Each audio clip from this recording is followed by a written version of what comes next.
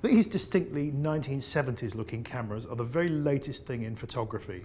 They're probably wondering how many megapixels they've got, what size of sensor chip they've got on board and so on. Well, they haven't got any megapixels at all. In fact, they've barely got any technology. They're part of a developing trend towards ultra low tech retro photography. Let's see what these cameras can do. This is the Polaroid 300. It's brand new on the market, but it's actually a reworked version of the old style Polaroids. It takes the same mysterious and incredibly expensive film packs as Polaroids last did back in the days of Dirty Dancing. So let's take a picture or two.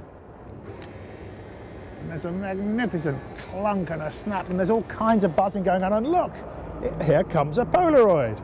Now, as you can see, it's completely blank now, because you may remember the thing about Polaroids is they develop very slowly. Now, I'm actually not going to show you any of these Polaroids until the end of the test, when we go and get the pictures from this. Now, this is a Lomo. It's produced actually in China, but originally they were from Russia. The Lomo is the Leningrad Optics and Mechanics Amalgamation, who've been making incredibly bad cameras since the Soviet era, the pre-Soviet era in 1914. So I'm going to take a lomograph now of this scene.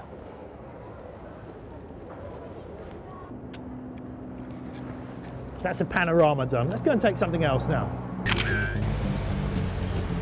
I really like this picture. Now, I'm really very fond of that picture.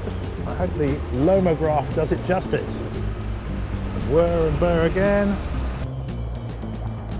Now, sir, would you mind just waiting there a second while I take your photograph?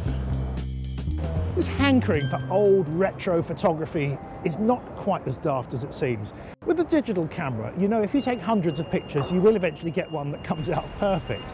But these kind of retro cameras produce photos which are strikingly different. Film and Polaroid cameras force you to think about every photo.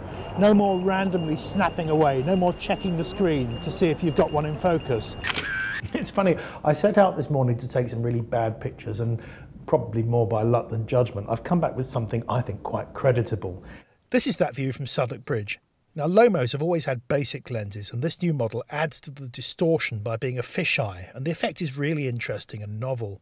The Polaroids, by contrast, have this washed out look due to the chemistry of the film, as well as today being a pretty grey day.